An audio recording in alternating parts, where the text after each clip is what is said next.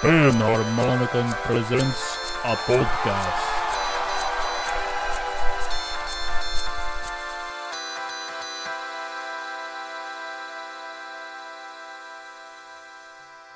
At the dawn of the millennium, the nation collapsed at 15% unemployment.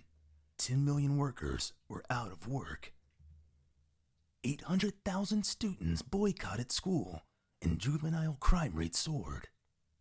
Adults had lost all confidence, and now, fearing the youth, they eventually passed the Millennium Educational Reform Act, aka the Battle Royale Act. Today, listen to Panharmonicon Studios presents the podcast. Hello, everybody. How we doing? How you doing? I'm doing all right, man. How you doing? Confuse you a little bit? Little by muff? Me? No. Oh, yeah. For you see, I know all about the Battle Royale Act. Ah, yes. What do you know about the Battle Royale Act? Well, one of the things I know is that it is completely, I shouldn't say completely, it is different in the source material. Oh, that's... So, ladies and gentlemen, if you don't know, we are covering a movie that no one asked us to cover. We definitely wanted to cover ourselves, and that is 2000's Battle Royale, a movie based off of what I assume is the novel. And I have to say that because, so the novel Battle Royale came out in 1999, but it was originally penned in 1996. Okay. So it had like a weird thing where, because of the contents of it, people were like, no. And if you've seen this movie, you understand yes, why sure. they were like, no. For sure. So it eventually comes out in 1989. That next year, it gets both a manga adaptation and this movie. The movie doesn't come out until the end of 2000, but would have been in production sometime in early 2000, I would assume. Japanese movies don't take a long time to make, like American movies do. Why you think Just that production is? value. Okay. So they can knock out movies a lot quicker. So I assume it's not the manga, but the novel. Mm-hmm. But both the manga and this movie are very close to the original novel. But there are differences. So the major difference in why the Battle Royale Act exists is because in the novel, it is not an act. It's actually a project. And this project is being run by the military. And it's being run by the military to essentially, it's an experiment, essentially to see what the effects of trying to survive are like. Oh. As well as essentially like a means of placing paranoia upon the populace to say that you need to... Okay, so to go back, we don't really get the true background of the movie, i.e. like, they just kind of say at the turn of the century, shit's gone bad. Mm-hmm. And as a result, they just really want to bring these kids in, right? But in the novel, what actually has happened is that it takes place in an alternate reality, like a parallel universe in a sense, where Japan didn't lose World War II. In fact, they won. Oh, okay. And as a result, that means that they didn't lose any of their colonies. So they basically take over both China and Korea, and along with Japan, rename it to Greater Asia. And it's all run essentially by like a combination of like a diet along with the military, and at the head of it is a cult leader, essentially. And this cult leader keeps people basically in fear as a means of running things. So the dissenters get taken out and killed very quickly. People are like, they outlaw rock music. And you only get a little bit of why that might be the case. I shouldn't even say why that might be the case. You only get a hint that might also exist in the movie when Shuya is playing an electric guitar. Because in the book, he is an aspiring rock star.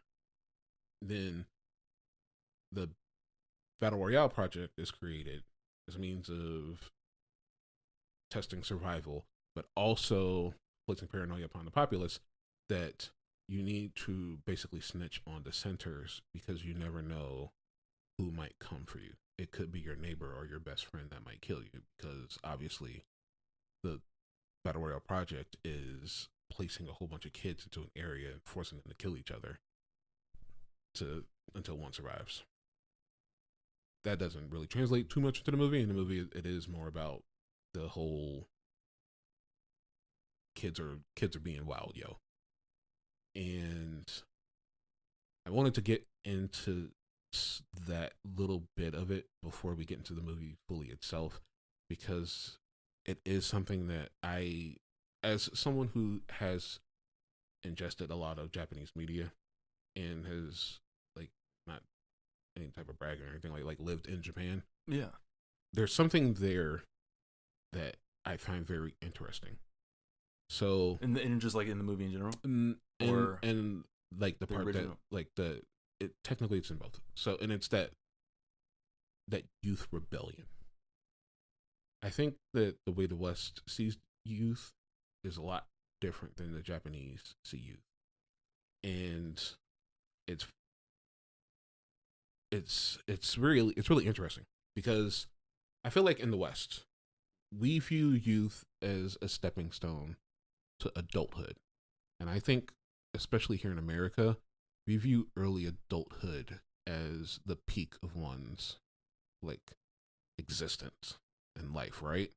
Like your 20s are looked at as like your true formative years, the years where you go from being essentially a kid to a functioning and productive adult in society. And so I think when you look at American media, we actually, a lot of our media really either is centers around a full kid or a full adult. We do have like coming of age tales and things like that, but the formative years we don't really focus on too much. In Japan, I think the formative years are truly there's something there for them, and they focus on it a lot. And in the 80s and 90s, it's very big to see anime, J-drama, movies, anything like that. It might overwhelmingly deal with the fact like of a child either in like junior high or high school, and the camaraderie of their friendships, the relationships that they build with the other sex, and their relationships with older like adults. And adults are kind of always seen as a block to them being able to fulfill like how they feel now. Mm-hmm. And the adult is seen as like kind of almost in like a kids next door way, like something that you don't want to be. But they also recognize that they have no choice but to become an adult. And to me it's odd how little I typically see in Japanese media of like college age students or adults doing just adult activities. Mm-hmm. And when you think about like black companies, when you think of working beyond 9 to 5, salarymen that work so much that they work themselves into death, they work then go out to drink, and you see them drunk all over the streets or in the subways, that they don't spend enough time with their children, things like that. You don't see that glorified the way that you see their junior high and high school years done so. And that really struck a chord with me when I was watching this movie, because it just reminded me of how often you do see that in their media.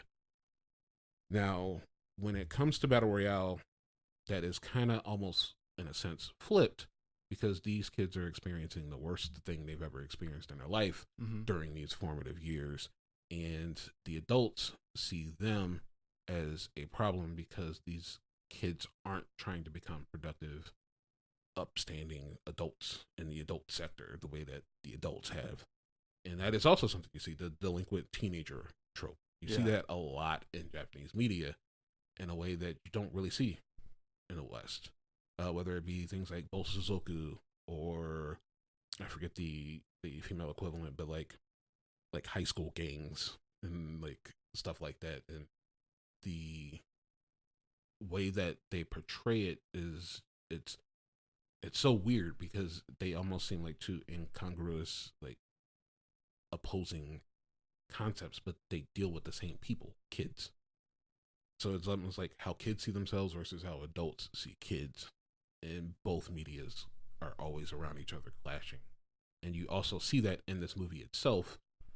You see Takeshi Kitano's idea of what these children are. He sees them as lesser than, as barbarians and riffraff, except with one person. And the kids are trying to figure out, like, they just want to be kids, but they don't understand what's going on around them, because they've just been placed into effectively a battle royale game, and now they have to figure out what they're going to do about that. And as we see throughout the movie, so many of them would rather deal with things completely, like, without violence. All, like, numbers of them are actually just trying to group together and just be around each other, as opposed to killing each other, which they are all tasked to do. But you see group upon group upon group of kids, and other kids being like, come with us, let's form a group. And they're just like outliers. So I spent a lot of the movie thinking just how much this concept sucks. Because, not in the sucks like, oh, it's such a way. It sucks as in all of these, in the movie, the Battle Royale Act doesn't prove what Kitano said. Because if Kitano was correct, and maybe the diet before, whoever passed the act, were correct, then what should have happened is you dropped those kids off, and they should have just started tearing each other apart. But they're only outliers. You lumped all the good kids in with the bad kids and decided, oh well. And as my final piece before we get into the movie itself, and I get what your thoughts were, as well as what the movie truly was about, we ourselves have talked about this being Hunger Games a number of times, and it's constantly compared to it. But if you really think about it, there are big differences between the two. I know the author of the Hunger Games has claimed that she's never seen or heard of Battle Royale. It is a high possibility, but the two do have enough similarities that it seems like that would be hard. But I also think that her inspiration may have come more from like The Running Man. The reason that I do think there are differences is because in the Hunger Games, the concept is that there is like a savior, someone who at the end is supposed to come out and stop all this. But in Battle Royale, there is not. This is a movie that mires itself in the reality that life is unfair, and unfortunately, these kids all just got the short end of the stick. Yeah. And because they don't have any power, there's nothing they can do about the ones that do have power. And you see that throughout the imbalance of power in just the kids themselves, as well as all the kids against like the government and the military. Now that I've been somber enough about this conversation, would you like to inform our listeners what Battle Royale is? What is Battle Royale? So Battle Royale. So I'm gonna need your help with this because there are actually some questions I wanted to ask you because you have lived in Japan for some time, and this is things that I've seen in certain animes like My Hero Academia will be one of the ones that first comes to mind. Like I don't know when they say like a class 1A, 1B. Well, what does that mean? What does that mean? Yeah. So if you are, and it's something that in a sense we could have also done, we just kind of don't do. In Japanese schools, your class is like your grade. So like you have your like grade, not like, so all these kids were in 9th grade during the events of this movie. So 9th grade, class 1.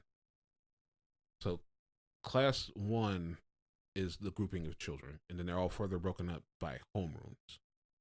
So there's class 1A, who would all be under, say, one teacher. Classroom 1B, all under another teacher. And so your homeroom teacher is just the teacher that you would see when you first got into school that day. And then they may also teach you something else. They may be like also your math teacher or your like science teacher or something like that. And then you would all travel from like homeroom to another teacher who taught you social studies, who taught you art, things like that. So that's just the breaking up. So like, if Nanahara was in class 1B with Noriko-san and Nobu. Yeah. But then like Mitsuo may have been in like class 1C. So they were all in the same grade and they all went to the same school, but they were just in different classes because they had different homeroom teachers. Gotcha. So then basically all of those classes that make up the 9th grade class, they're coming back from a trip. I don't think we really know. They were going on a trip. They're going on a trip. So really the movie opens with a gaggle of reporters that are trying to get the new scoop. The new scoop is there's just a Battle Royale event that had just recently ended, and then what you see is the winner of that Battle Royale coming back. And it's this very creepy scene where you see this kid who, I mean, presumably is like 13, 14 years old, give this creepy smile while still covered in blood and clutching a teddy bear. And the reporter almost comically makes sure that you know that it's just so odd that this person did this, of course.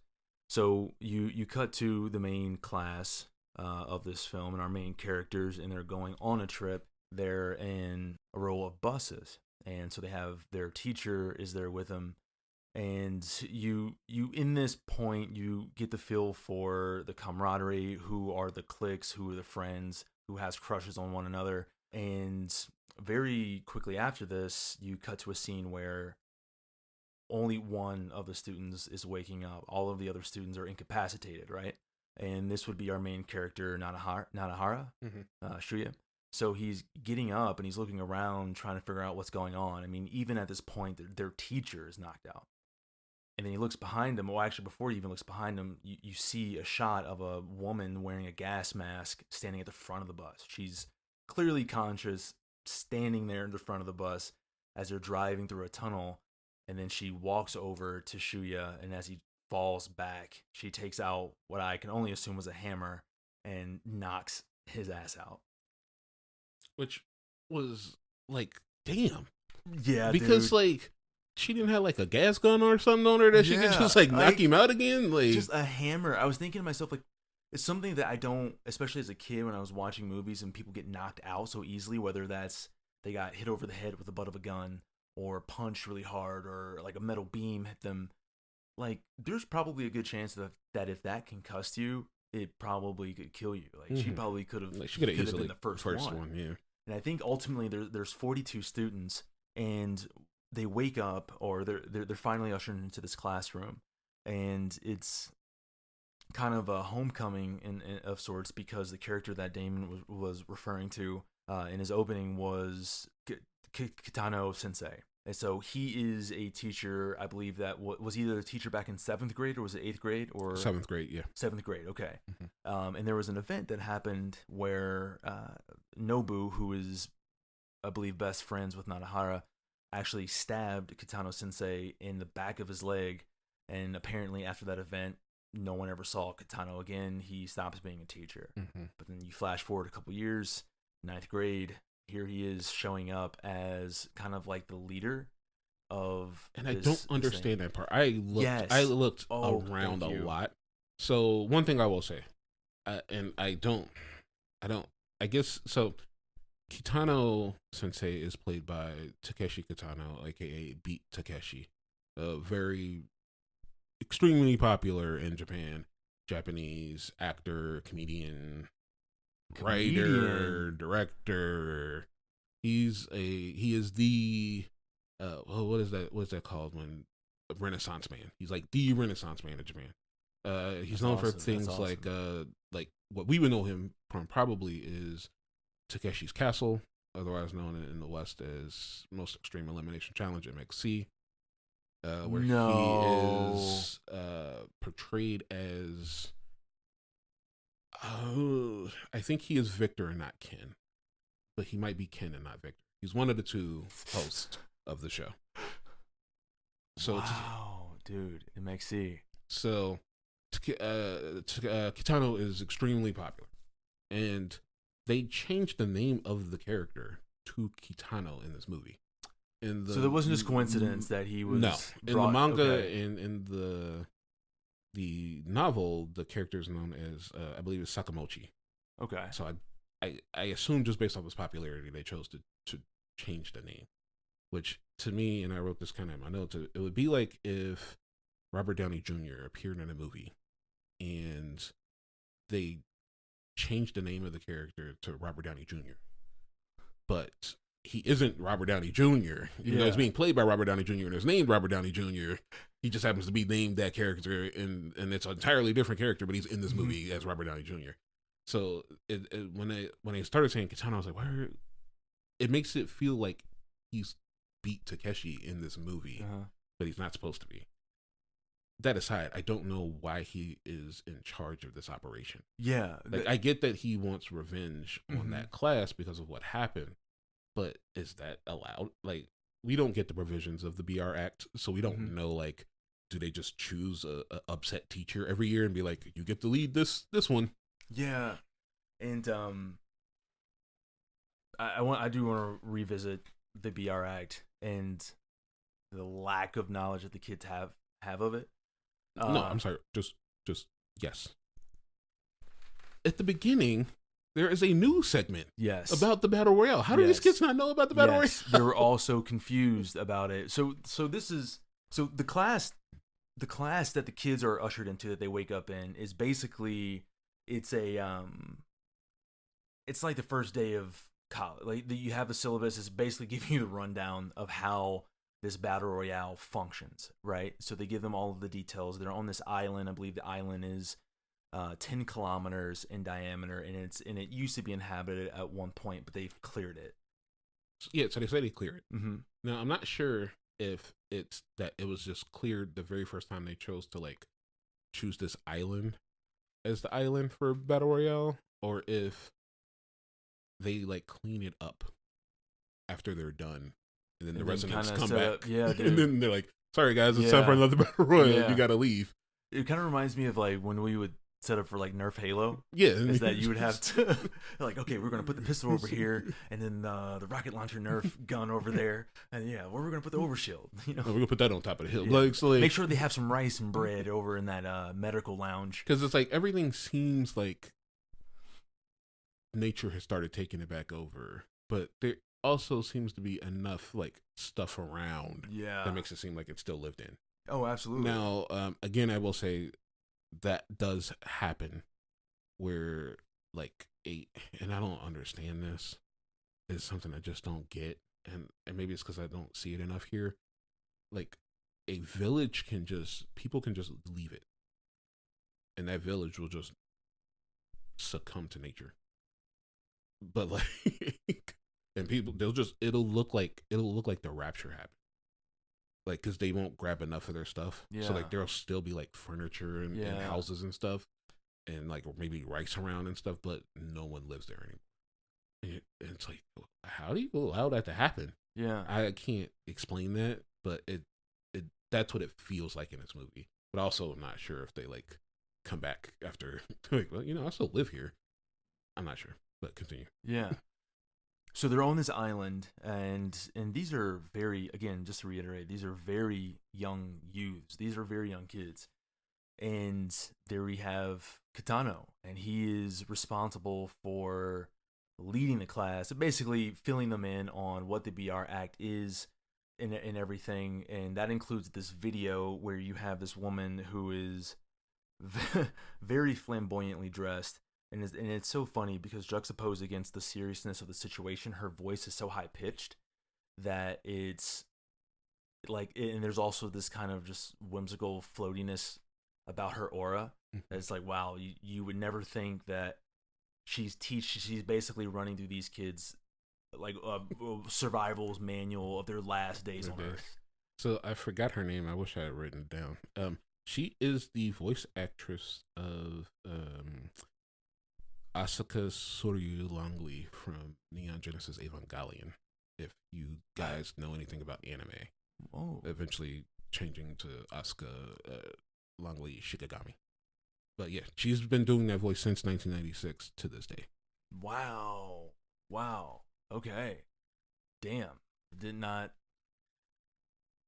But she's going through the details of the game and sort of the rules, and it obviously is not a very fun game. So the way that it's set up is that these kids, each and every one of them, has an explosive collar around their necks. So this explosive collar will blow up either at the end of these 3 days if there is more than one of them left. So let's say a group of 5 friends decided to get together and try to hunker down. If they're all still alive at the end of these 3 days, the collar will just blow up and kill all of them unless they kill each other until there's one left. Like, that's how fucked up it is. Or if they try to go out and swim, that would be almost like death because they have no idea where they are. And I think if they get outside of a specific range, the collar will blow up. And there's also, which I think is a very fucked up part as well, they're given survival bags with random weapons. So there's consistency up until a point. That's the part that kills me. Because, so if you've ever played a Battle Royale game, it's based off of Battle Royale. The franchise, I guess. Except in Battle Royale games, everyone has the same starting stuff. In this, you could have anything. Literally so, like, anything. everyone gets the same amount. Like, they get the same stuff to start with, like a map, a compass, I think, flashlight and stuff. But then their weapon is randomized. And not only is it randomized, it's not like everybody got weapons. Yeah. Some people just got nothing. Some people just got items. Some people looks like they just went into like an at home or like a Menards, and there was like a sale in kitchen items, and they were just like, give me this pot lid. One dude literally, I think Nanahara. So Nanahara gets his a bag, pot lid. and it's a pot lid. And Noriko gets binoculars. Yes. But some people get handguns and Uzis. Yes. And one person has a paper fan. So, oh wow, that's right. One dude has the Daryl Dixon. He has the crossbow. Yeah, so knives. There is no evenness to what you can get at all. And oddly enough, no one can tell that they've been getting something worse than the other person based off of the bag that they've gotten, because the bags are just like tossed at them as they're like leaving. Yeah. And unlike in a Battle Royale game where everyone drops off at the same time, in reality, in this one, everybody is let out one at a time, which should, if the first person was crazy enough, been a very quick game. Oh my god, right, dude? Because I was thinking about just that. Because there's a couple things to that point. One, let's say you called somebody whose bag was whoever had the Uzi, and then they just waited. Now, what's to stop them? The military there, that personnel is not going to come out and be like, "Oh, the game has started as soon as they left." The game started as soon as the first person left. Yeah. So the first person had a very big advantage. The only reason I guess the advantage wasn't truly taken advantage of is the fact that these kids their kids, one. Yes. And right. they haven't truly gotten themselves into the Lord of Flies situation yet, where they're like desperate enough to start truly killing. So they're all really like bright-eyed, bushy-tailed, and not sure what to do.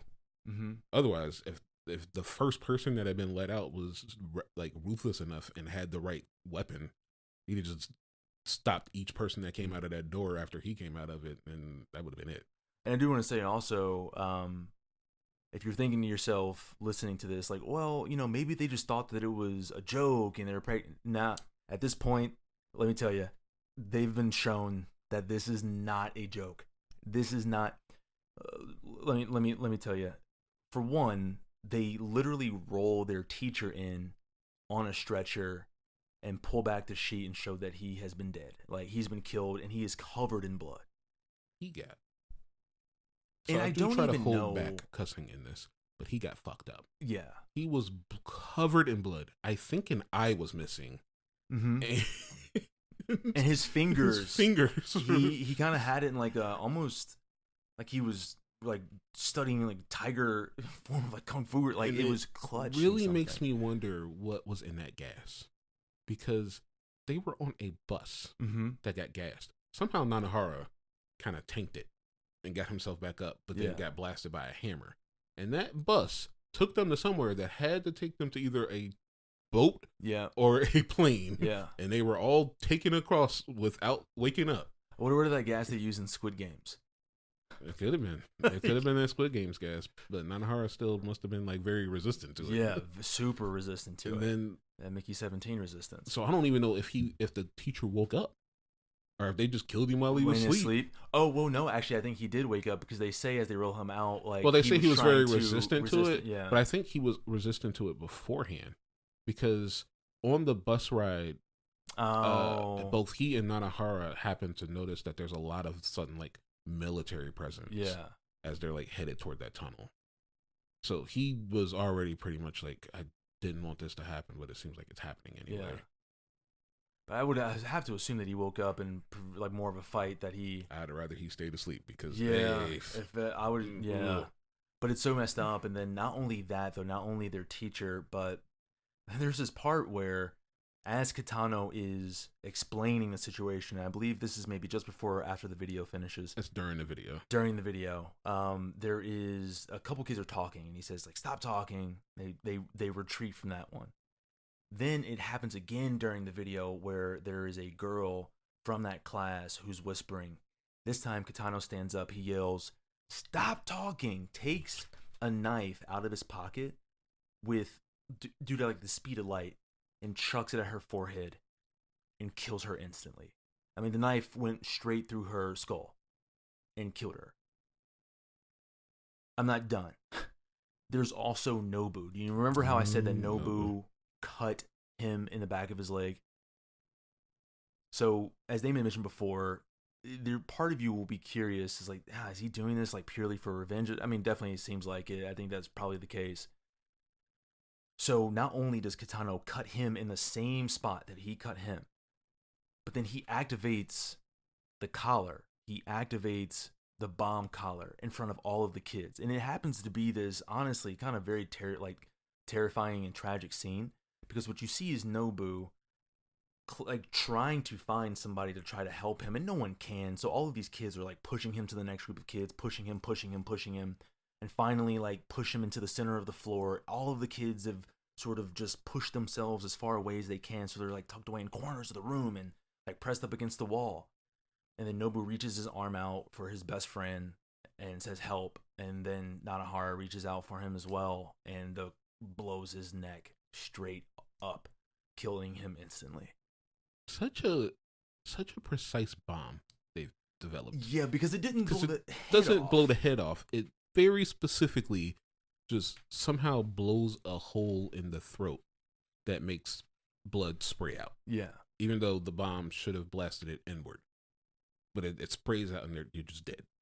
And it's gushing out like Kill Bill. Yeah. Dude, I mean it is straight. Speaking of Kill Bill. Yes. Go-Go, right? Go-Go Yubari, otherwise known as Kuriyama Chiaki, is in this movie. Which is funny because she actually was wearing similar colors to Beatrice. Yeah. In that movie. Yeah. Yeah. So that's Yeah, it was so freaking cool, especially because I guess this would have been like maybe 4 years prior to Kill Bill coming out, or 3 or 4 years. But yeah, so at this point, basically, the kids know this is not a game. Now, I don't believe we finished the conversation about the kids and not knowing about the BR Act, but Yeah, like he's basically at this point, he's unveiled the BR Act, and they all act like they didn't know what the BR Act was, even though like, I mean, I get it, they're all like supposed to be like 14, 15. However, I would think at 14, 15, I know, and I listened to the news enough to know when things like, if I would have known if something like the BR Act had been passed. yeah, especially when it's something that could have actually affected you. Yeah, especially when it's something that you're going to the Cincinnati Zoo on a field trip, and then during that you get whisked away to an island. You have no idea where you are, and the thing is this is not the first battle royale. This is not the second or the this third. Has been going on for a while. How do you not know, kids? How do you not know?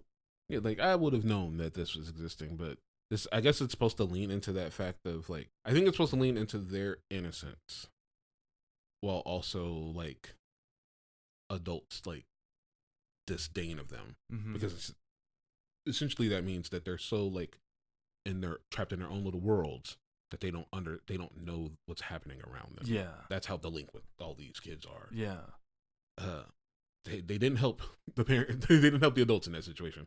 Also, how bad could these kids be that all the adults voted for the BR Act to pass?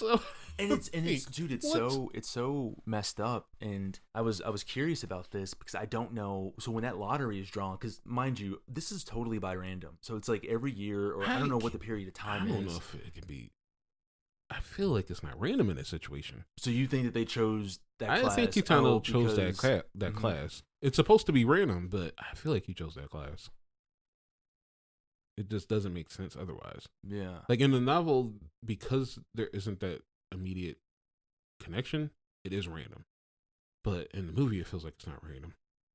That he almost kind of, there are certain elements where I'm like, did he set this up for a certain reason? Like, but yeah, so with this movie, you see how innocent the kids are because they're just now learning for this, and seemingly all 42 kids are learning this for the first time. And what's interesting, and some of them are asking like really interesting questions, like, if we win, do we get to go home?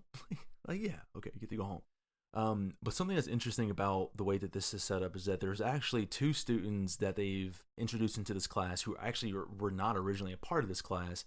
They're actually students who were part of previous battle royales. Only one of them. Only one of them. Mm-hmm. Really? Yeah. Kiriyama, the crazy one, was not a part of one. He just wanted to like experience it. Oh, so he just volunteered. Okay, I thought that was kind of like they always add 2 wild cards. Mm-mm. So really the only one. Okay, so the only one. Gotcha. What is that? Yamamoto? It was Kawada. I don't know who Yamamoto is.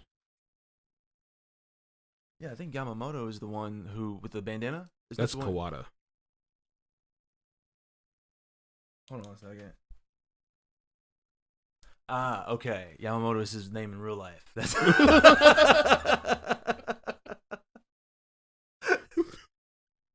okay. Yeah. Yeah. Okay. But yeah. So Kawada. So he has the experience of having been in a previous battle royale. So he ends up being a pretty interesting wild card. It is, because that's something that you don't know immediately. In fact, you don't learn that until like a good chunk later of the movie. Yeah. But there is a hint in it. And it goes back to what we were saying about the size and weight of the bags. Yes. Because the person before he is called grabs her bag, but because they're all still kind of really upset about what's going on, in her act of defiance, she tosses her bag at Kitano, who then gives it to Kawada. But as Kawada's leaving, he seems to recognize that the bag is light. Yeah. So he goes back inside and says that's not his bag. And Kitano makes a little joke about it, but that was basically him acknowledging that what was inside that bag that wasn't a good weapon. So he then grabs his own bag, yeah, a heavier one, and then leaves. which was a smart thing to do because he had a shotgun in his bag. Yes, he had quite an amazing weapon. And speaking of weapons here, so is it Kuriyama, the one who was Kiriyama? Kiriyama. So Kiriyama, this was something that even I think the first time I ever saw this movie, I couldn't help but think about is, so he ends up taking an Uzi from a group of kids, and I kid you not, the rest of that movie he uses that Uzi, he reloads one time. I want to say something about that reload too. He didn't reload. He didn't. He took the clip out and then proceeded to start shooting uninterrupted without putting that clip back in. Yep. He had that magic Uzi that never ran out of bullets. Mm-hmm. And the only times he stopped was just because he just chose to. It also, he was the worst. He's the worst shot in, as far as I'm concerned, movie history. He cannot hit his target. Oh my gosh, he's terrible. But to go with that, when he does finally hit his target, none of these children can die by one bullet. Oh, dude. They take 10 million bullets before any of them die. You know what it reminded me of? When we were kids, we would film a lot of home movies, and this one time we were filming a home movie at my place, and my sister was in it, and for whatever reason, she was like a family member. You know, so it was like this revenge story. So she gets killed by this crime boss, right? And for whatever reason, she would not take the hint to die.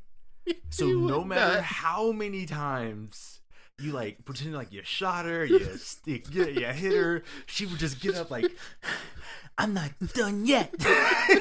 Like, dude, that's the went point. on for like 15 minutes before I think we just stopped filming it since Skylar is supposed to be dead.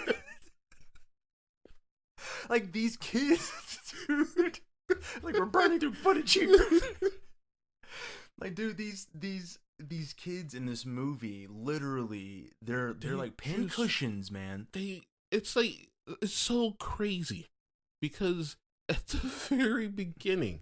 So one of the things I found funny, Nanahara is the main character. Yes, obviously. So when he leaves, they stop showing you people leaving the classroom, and he's like number 15. Mm-hmm. So like as soon as he leaves, they're like, all right, we're done showing you everybody else.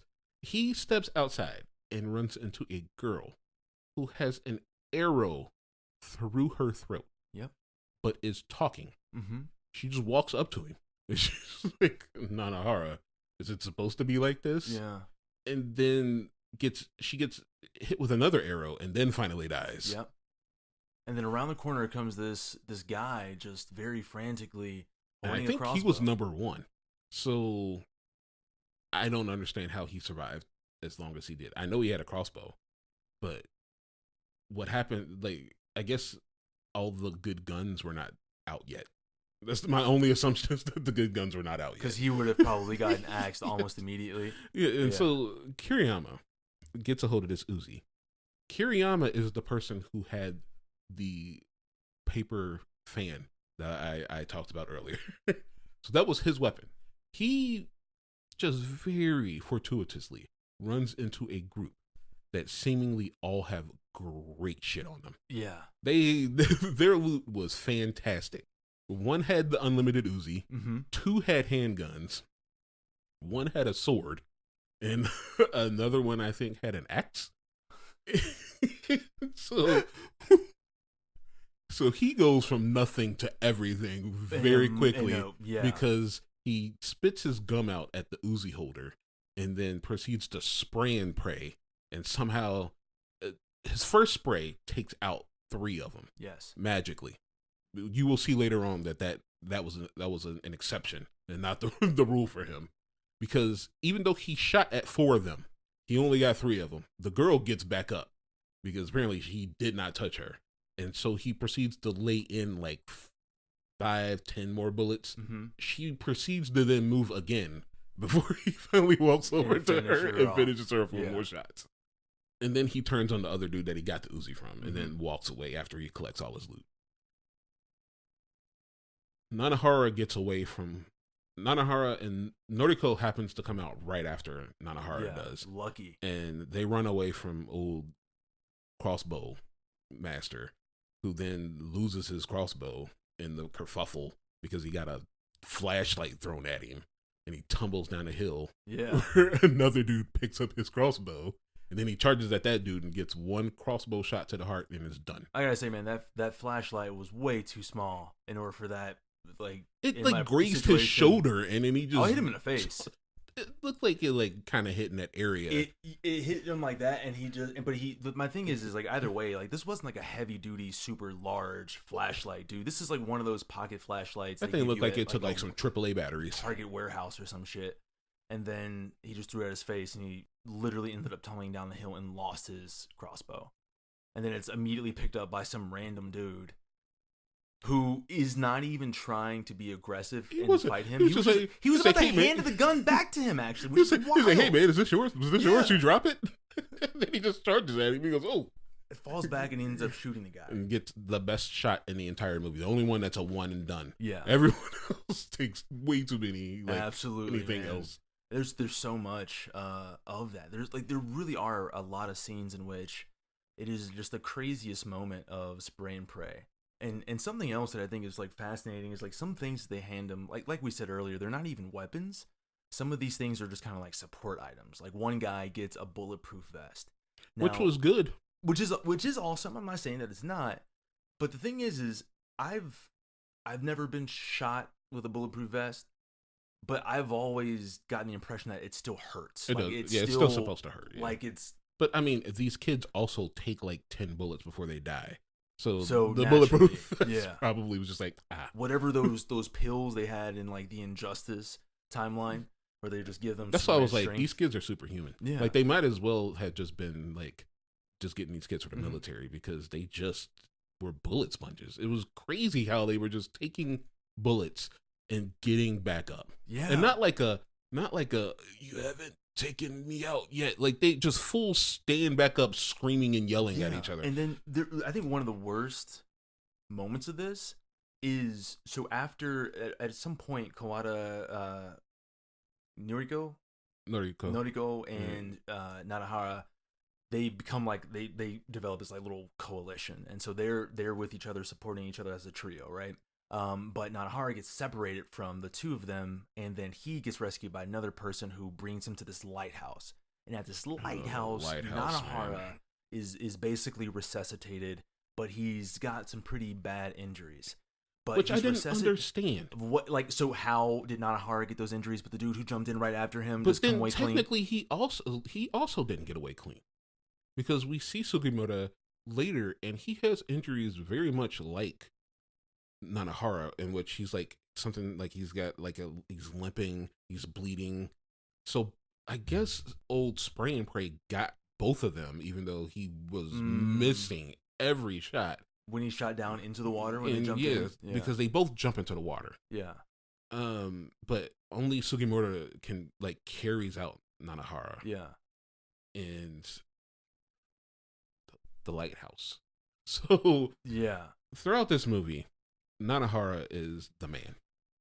For some reason, every girl, with the exception of a small handful, seemed to want him for some reason.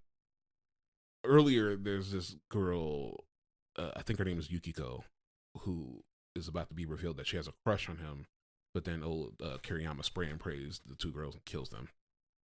Later on, after Nanahara Nanahara is separated from Noriko and Kawada after they are all inside of a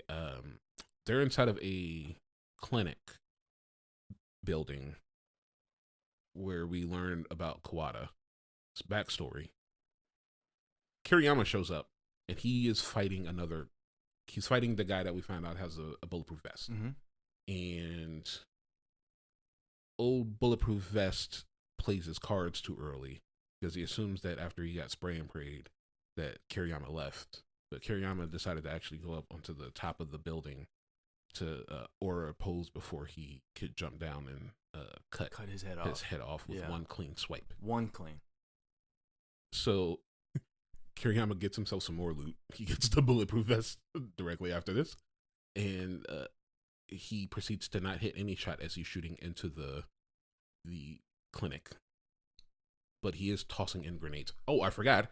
During he got grenades from the earlier group as well. Not only did he get grenades, though, but in this moment, he actually tosses through the window a grenade in the mouth of the head of the kid that he just decapitated. Yeah.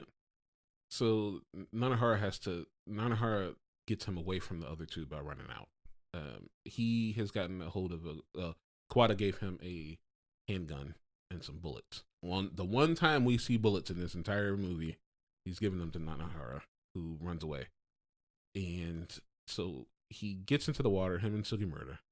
Sugimura takes him to the lighthouse. The lighthouse has nothing but girls in it. And what is six of them or something like that? Yeah, it's 5 or 6 girls. So most of them initially didn't want him to be in there because they're all girls. But one of them has a crush on him, and she's the one that makes sure that the other one's ensure he gets in there. He gets a little healed up. During his healing, one of the girls, who's the quiet one, I guess, she was around when earlier he had gotten into a kerfuffle with another student and accidentally. I don't really think he killed. I don't think he killed him either. Yeah. Dude. I feel like that dude wholeheartedly put that axe in his own head. Mm-hmm. That sounds crazy. I gotta say, taken out of context, that sentence, I think that kid put that axe in his own head. The two of them were grappling, and then they grappled and started rolling down a hill. And in that kerfuffle, somehow this axe ended up in the other kid's head. Mm-hmm. The girl saw that, but she was hiding in a bush the entire time. Sorry, real quick. It's also an example of just the resiliency of their bodies. Like there's an axe embedded in his head. Well in his head, and he gets back up. Yeah, and he gets up and he actually starts to speak. He even changes his tone. He all of a sudden he's like, "Oh, it's okay. Nah, man, I'm sorry." And he just starts holding his head like he has a migraine, and then he finally kills over. So she sees this. So I guess either she was fond of that kid, or she now thinks that Nanahara is a cold-blooded killer. Even though she was there long enough to, when they were sitting there, did I do that? I don't know if I did that. Noriko to know that this was, regardless of what happened, it wasn't intentional. Yeah. So the girl that has a crush on Nanahara, asks him, she's like, "Hey, that girl saw it. Did you mean to kill him?" He's like, "No, it was an accident." And he was freaking out over it at that time too. Yeah. So she comes down and she's like, "Nanahara said it was an accident. We're all good." Quiet girl doesn't believe it. Her weapon was poison. Yes. Which is a crazy weapon to have. Doesn't it just say cyanide on the bottle? I can't remember if it says cyanide or if it just said poison. But that's a tough one to have in a battle royale where other people have weapons that can shoot. Yeah. So they're making ramen. And she decides to make a plate for Nanahara and put poison in it. 2 new girls pop up, who I guess were doing patrol or something like that. And oddly enough, one of them also had a Uzi. But I don't think they had an unlimited weapon, unlimited bullet Uzi. She puts the gun down and then proceeds to go over and just snatch the ramen right out of Quiet Girl's hand, even though she just put poison in it. And Quiet Girl does not fucking say a word and lets her eat it. Mm-hmm. So now they're all talking. Apparently, Nanahara is just a shit because everybody is so happy that he survived. And only Nanahara survived. Great times. Everything is to be had. They've heard about Mamura, who's off someplace else. He seems to want Nanahara as well for some reason. And Sugimura's off to go find somebody else. And I'll go, bleh. The girl throws up blood and just dies. Yep. And everyone immediately knows the food is poison. Everyone is like, was it food poisoning? And they're like, I don't think you can die so like that from food poisoning. So it must have been poison. Mm-hmm. And now they're all like, I guess the girl never revealed that her weapon was poison. Right. She continues to not say shit. And they go into a full Mexican standoff in which several of them reveal that they have guns. Yes. And are now like, yes. everybody needs to calm the fuck down. You know, it's kind of like that scene like Reservoir Dogs. Speaking of Reservoir Dogs, rest in peace to Michael Madsen, who passed away today. What? Yeah. Passed away at the age of 67. What? Yeah. Sorry if this is Damn. the first time hearing about that, but yeah.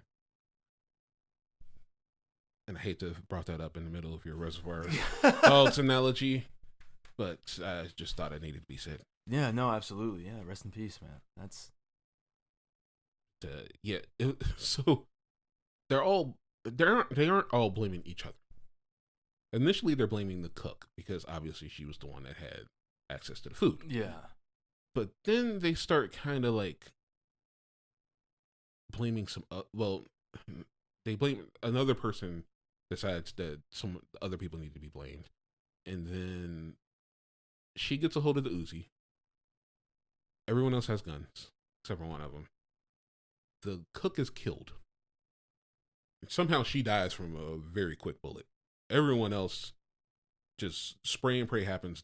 The girl that had the poison hides up underneath a table, and Uzi girl sprays at the two that are left that aren't doing anything. They proceed to pull like a John Wick move and get up underneath the table, but in between the table where she would have to get on top of the table to see them. She gets on top of the table. They shoot her, and she goes down, but she shoots at them first, and then proceeds to stand back up, screaming her head off as if she did not just take several bullets all over the place. Yeah. Yeah. They put more bullets in her, and she puts more bullets in them, and they finally all die. Go on, because I'm pretty sure they're not dead yet. Because the quiet girl, is hiding underneath the table the entire time. Hiding under the table, and not a single bullet has even grazed not touched her. To which she sees one of them, the girl who has the crush on Nanahara, who then says some more words. She's not like, and then finally dies. Well, I think it was the girl that was on top of the table, right? She was the one who had the Uzi, and then she looks over at her and she goes, "It wasn't you, right? It couldn't have been you." And then she says that and dies. And then Nanahara, who is now, he's like, what are all these gunshots? Mm-hmm. But he's locked in the room upstairs. The girl goes upstairs and unlocks the door for him, and then runs up to the top of the lighthouse and jumps off. Yep. Several people kill themselves in this movie as a way out. Yeah. Because they don't see any other way out. There was something really quick, though, like, I still don't understand about this movie that happened at that point, where there was, like, this title card that came up, and it was like, what does this mean? And, like, really quick, it just came up, and it says this, right? And then he looks around, because he's looking for her, and then he finally sees her body on the ground, and just, she's gone, right? She left off onto the jagged rocks. And then another card comes up, and it says, you know what this means. And then Nanahara literally reacts to the card, as if he's, like, breaking the fourth wall, as if he saw. So I don't think he was breaking the fourth wall. I think he was saying those things. I think, so that's why I'm not sure if the movie was basing itself directly off of the novel or also off of the manga. Because I think those are panels in the manga. And I think it was trying to emulate those. Okay. Even still, those kids could take a lot of bullets. I think that's kind of like the moral of the story with that scene. It was so many bullets, and they're all so resilient. And so, like, everything is, in full swing at this point. And honestly, by halfway through the movie, really, most of the kids are gone. Like, really, I would say maybe 30 to 40 minutes left. There's really only 10 of them, I think. I was going to say, so essentially they have 3 days, and there are 42 of them. By the end of day 1, it's already at 24. And shortly after that, it becomes 20. And so by the time we finally get to the end of the movie, I think we're down to essentially like 8. And so you have Mimura and his 2 friends, Mitsuo, Kiriyama, and then so 9. then It's you like have 10. Yeah, it's like 9 or 10. Because it's Sugimura, who had saved Well, Sugimura Nahara, had already is died. looking for. But he was looking. Oh, I was talking about like there was one point where he announced 10 people. Oh, you mean that? Okay. Yeah, I and thought then, you were talking like at the tail end. Oh no, like it was still kind of like an okay amount of movie left, Yeah, but like mhm. a lot had happened at that point. And then you see Sugimura finally find the person that it's like seeming one of the people at least that he's been looking for this entire time. And can we kind of talk about that? So I'm not. I kind of feel like he was dogging. Go-Go? Go-Go. Yes, yes, yeah. Go-Go was all about him, and he was like, And my man, like, first off, so I think I kind of put it in here, and I said something that I said Sugimura is kind of a dog, but I also think very few people in this movie ever share their true emotions or intentions until they're about to die. yeah, 100%, man. That is 100% true. And so Kuriyama Chiaki or Go-Go is she's seemingly the only track star in this class. And for some reason, she's been spending her time in this battle royale just running, doing her own thing. She eventually is attacked by the guy who at the very beginning of the battle royale took the crossbow.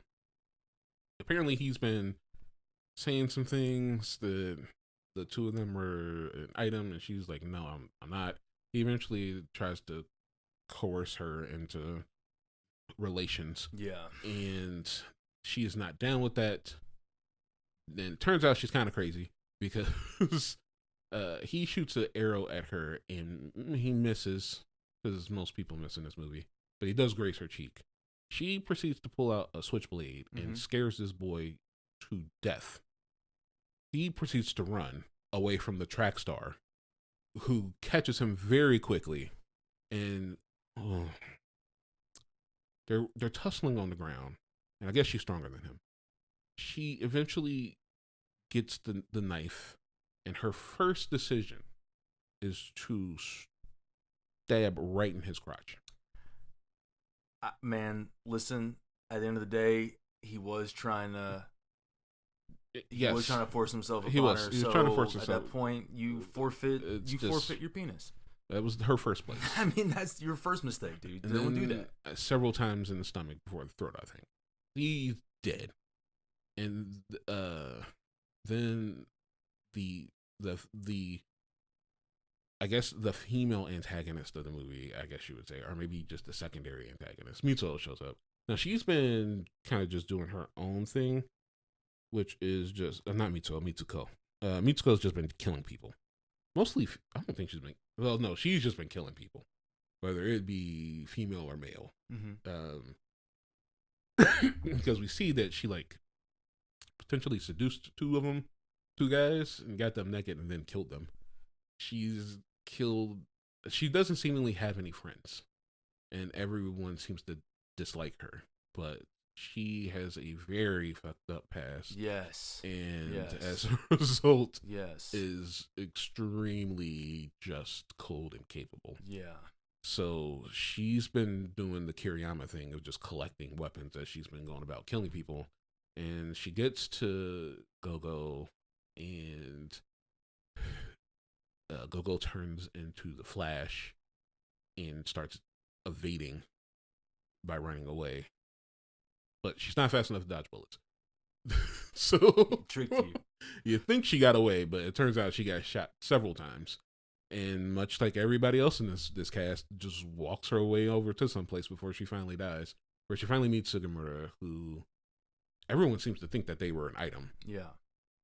Well, I think it's that everyone thinks that I interpreted it as everyone thinks that they could have been an item, but they were assuming that Sugimura doesn't like women.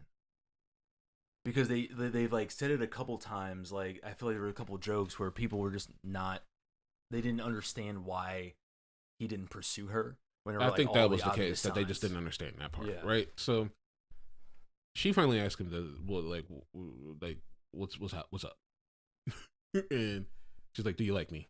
And he's or do you like someone? He's like, yes, I do. And she's like, it's not me, right? And he's like, no.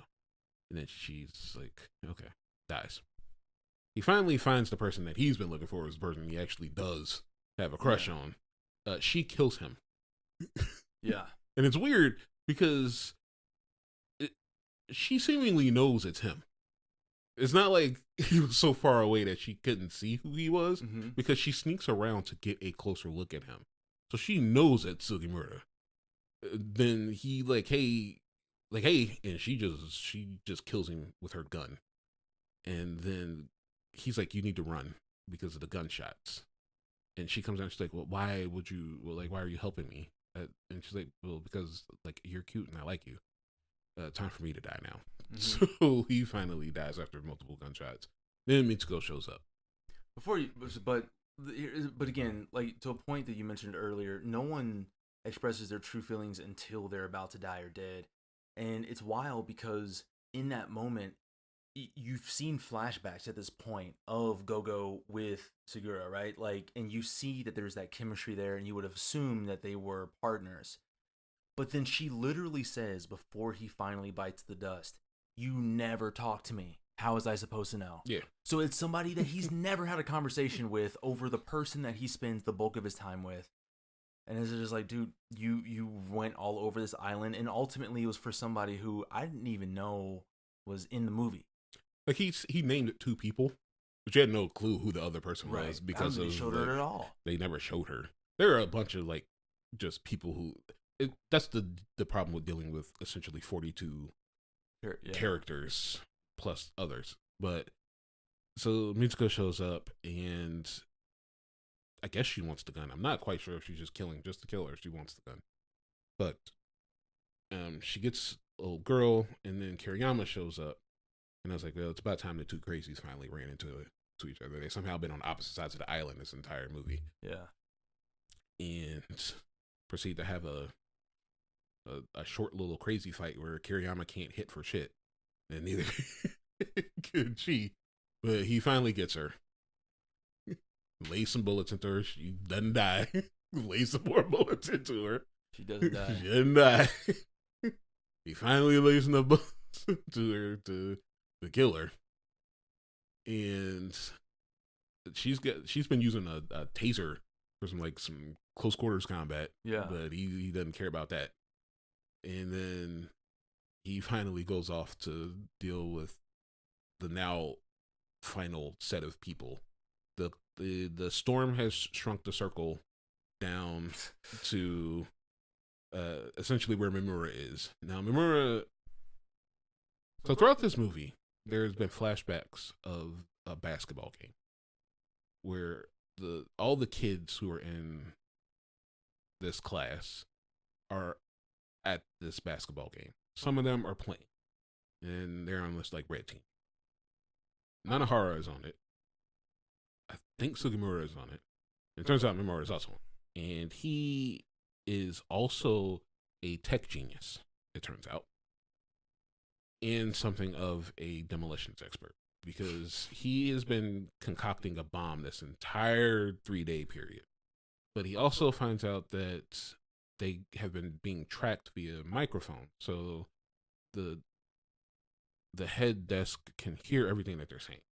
So they've been essentially blocking off communication by covering it up every time they need to say something important, which you would think at some point that would have gotten them caught. Yeah. But it does not get them caught. They then hack into the system and momentarily disable we are led to assume that they momentarily disable the bomb necklaces. Now, Kitano says something to that not being the case. But it doesn't make sense because that virus is what prompts Kitano to shut down all the systems. Right. At that point, in my mind, I would have thought, this isn't my first time seeing it, but even seeing it multiple times, I still think every time, why do you not then just get rid of the necklaces? Because that would have been a bigger boon to you than using the downtime to try to get the bomb over to the school. Because without the bombs on the necklaces, that meant that or the collars, I should say, they can't now remotely kill you. So they would have had to come looking for you. Mm-hmm. You could have then just lured them in and then blown them up with the bomb.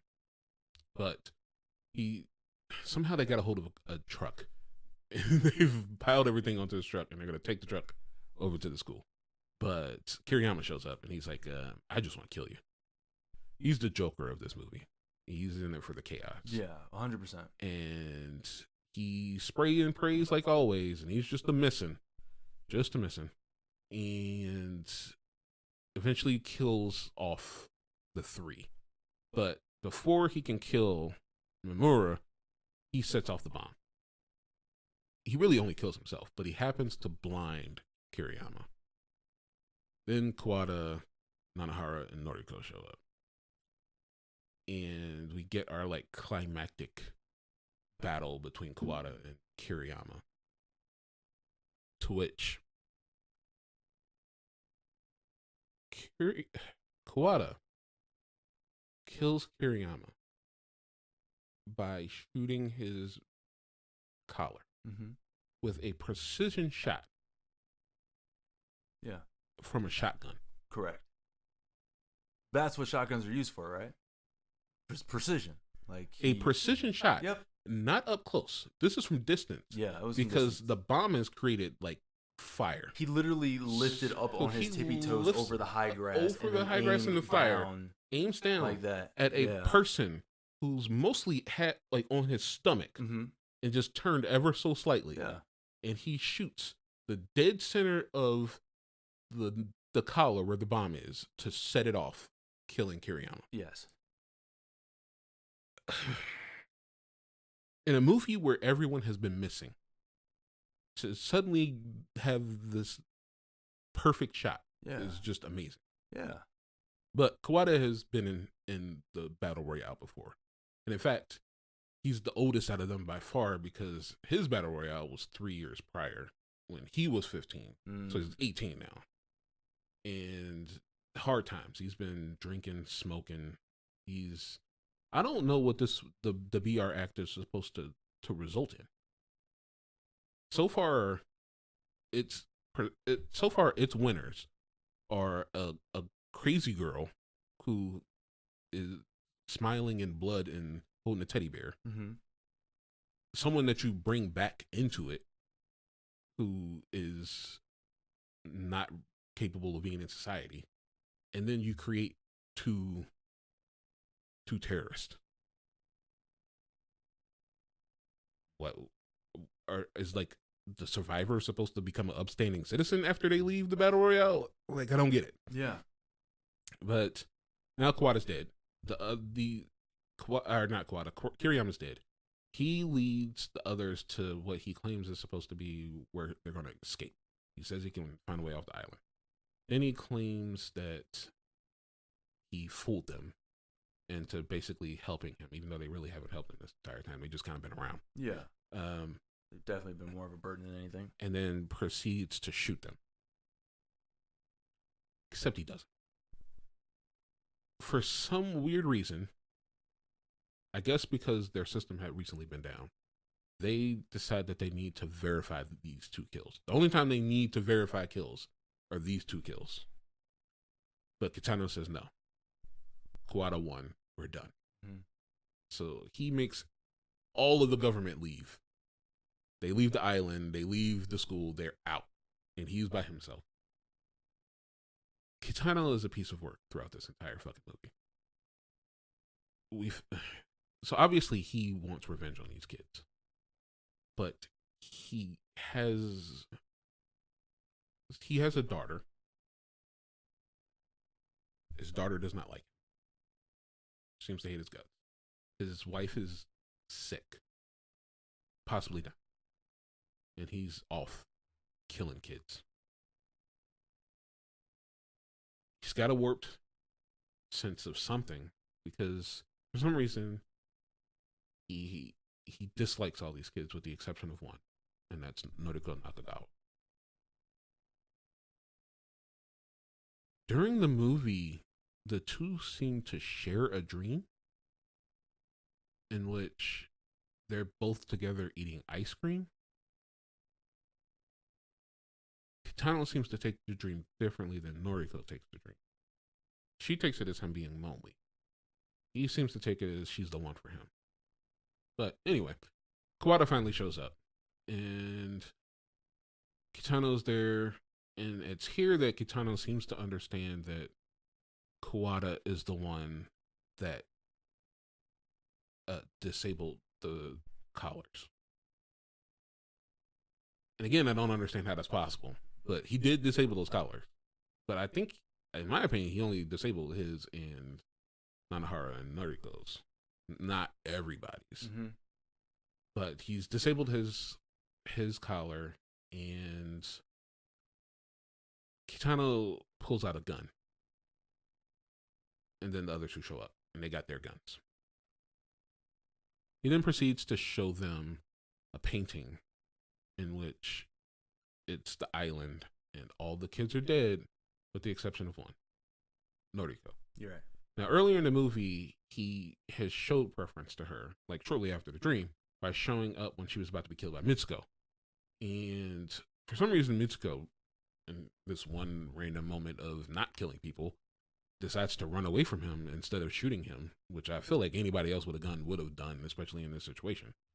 But she runs away, and he gives Noriko an umbrella and has her watch over Nanahara and just walks off. So he showed he's infatuated with her already. She's not down with that. And he says, well, just shoot me then. And it takes him pulling the gun out again before they finally start shooting him. And he must also be like the kids, because it's like, oh, you shot me. Let me pull the gun out again. And then he shoots it. And it's a water pistol. They kill him. And then the phone rings. And this gets me every time. The phone rings, and they're like, well, what the fuck is that? Kitano proceeds to then stand up, walks over to the phone, answers it, yells at his daughter, throws the phone, says something, and then just dies. No, well, he throws the phone. Oh, no, he eats throws a the phone, cookie. eats the last cookie from Noriko's cookies that she gave to Nanahara. Says, good cookie. And then he dies. And it gets me every fucking time I watch this movie. The way he just stands. Yeah. It's like he stands up as if like act over. Yeah. As if he's expecting a round of applause. Like, you did a great job, dude. Yeah. No, and then it's pretty wild. And it's so weird because it's like, if you've ever seen Neon Genesis Evangelion, the original anime version, the ending is like a fake out in which like all of it didn't happen. Happy birthday, Shinji. So it feels like that because like they're like, what the hell? And then he just stands up, dusts himself off, walks over to the phone, the couch, sits down, has a conversation, tosses the phone, eats the cookie, and then dies. And so Kawada gets Nanahara and Noriko off the island via a boat. He dies on the boat because he had his fight with Kiriyama. He's all bloody. He's been taking his shots. The other two survive. I need it to be known that Nanahara took that hammer blow to the head at the beginning of this movie, and it did not faze him for the entirety of this movie. Something that should have killed him, honestly, as hard as she hit, because he woke up with blood. That did not faze him at all the rest of this movie. Instead, Kiriyama's spray and pray did something to his leg that caused him to need to have a primo walking stick. I don't know where he found that stick, but that was some good stick finding he did, because that walking stick was great. But the two of them get off the island and are branded as criminals and terrorists and leave to Shibuya before the movie ends. It's here though, I remember there's a sequel to this movie. I never knew there was a sequel to this movie. Yeah. Called Battle Royale 2 Requiem, in which it's 3 years later. Nanahara is a full-on terrorist who's been like attacking the government, and they basically set up a new battle royale. But this battle royale is all the kids have to find and kill Nanahara in 3 days, or they all die. Fuck. I'm not saying fuck this movie. I am saying fuck this movie. It's so heavy. Yeah. It has its moments of brevity, but I don't even know if it is intentionally having its moments of brevity. It's just a heavy movie throughout. And it's not trying to like beat its message into you so much as it lay its message on you like a sumo wrestler just laying on top of you. It just doesn't let you like breathe because it's just fucked up from pillar to post. And we obtained our versions differently. I'm not going to say how I obtained my version watching this. But the version that you watched, did it have the extra scenes at the end? What extra scenes are you referring to? Like the scenes where like it showed more of the basketball game. Yeah. I just thought that was like in the original. Like the first time I saw the movie when it was. Because that was in the original Japanese, as well. I just wasn't sure, like, because the English version, I couldn't take the English. Yeah, where it kind of gives like the full picture of what that scene was like. Yeah. It gave me like Mighty Ducks vibes, where it's like they won the game, they're celebrating, and it was that scene makes all of those feelings that you felt throughout the movie worse. Yeah. It made it so much worse. I don't mean because it's like a bad scene. I mean just because there was the innocence, and I think really the only person there that didn't look as innocent just because of her tragic past would have been it was Mitsuko. Yeah. But everyone else, it's you see that moment and you know that these are kids. I think that flashback may have been them in 7th grade, and they're all dead now. Yeah. All of them are dead except for 2, and it's wild, dude. It's so tragic. Yeah, this movie. It's a great movie. Yes. Like, I, if you have never seen it, I do implore you to see it because it's such a good movie.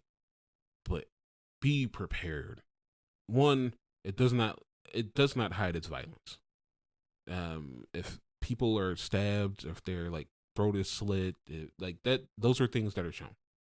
I think it is like I think the book is labeled as a horror movie or as a horror. Oh, genre. okay.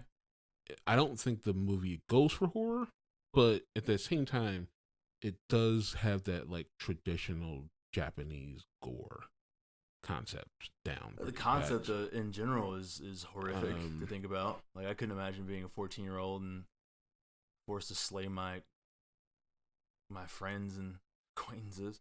Yeah, it just is heavy movie, but a good movie nonetheless. I think Tarantino said it was one of his favorite or one of the greatest movies of when he said it was of the past 2 decades. I think he said it in like 2010 or something like that. And I mean, whether it was his favorite or he thought it was one of the greatest, I would agree with that. And I can definitely see, obviously, that's probably why he chose Chiaki for Go-Go. Things I will say going into the end of this is that it is a very heavy, but I would kind of say like accurate take on Japan at that time.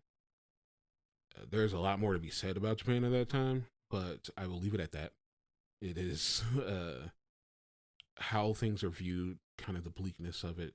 That was very Japan of the lost decade, as they call it. Anything that you need or want to say? I mean, it's up there. It is one of my favorite films.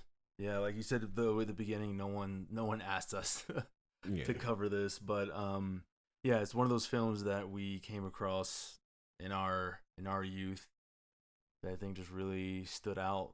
You know, there are a lot of movies that you see coming out, especially like Western movies, where the movies have to end a certain way.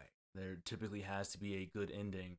And that's something that I appreciate about a lot of like the tales and the stories that come out of that region, because they deal in the realism. You know, like sometimes your protagonist doesn't come away unscathed. Sometimes, a lot of the time, I mean, there are plenty of animes that we could talk about where it ends with either everyone's gone or their main protagonist that you've grown to love over the course of like 26 episodes or several seasons is dead. So, but there's also, I think, as odd as it might sound, something beautiful about that. But yeah, it is a great film. I highly recommend checking this out if you haven't already. I don't know, people listening right now, what your preference would be. I'm definitely more of a listen to like Japanese audio and read subtitles. Not a big fan of English dub. But yeah. I don't have a problem with English dubs, just this one. It's it's bad as you can get. There are some lines that are delivered that are just like, come on. This person clearly never saw this movie. Oh, she's dead. Wow, I guess I should have said something. Like, it's such a monotone. Like, you do realize the situation that you're talking about, right? But yeah, at the end of the day, again, another film that I would highly recommend. Seems like you would as well. But folks, we definitely appreciate you all listening in on yet another episode here. Please remember, as we've talked about before, it's a small gesture on your end. It means a lot to us, but if you could like, share, and subscribe, we would greatly appreciate it. And also engage on this, you know, leave comments about what you think about the film, what you think about maybe some of the other films that we've talked about, or if there's maybe any connection between those, and also recommendations that you may have for movies that you would like for us to cover in the future. Most definitely. And thank you guys for listening. This has been Damon. And this is Farron. And this is Panharmonicon Studios Presents a podcast. Thank you for listening. See you in the next one.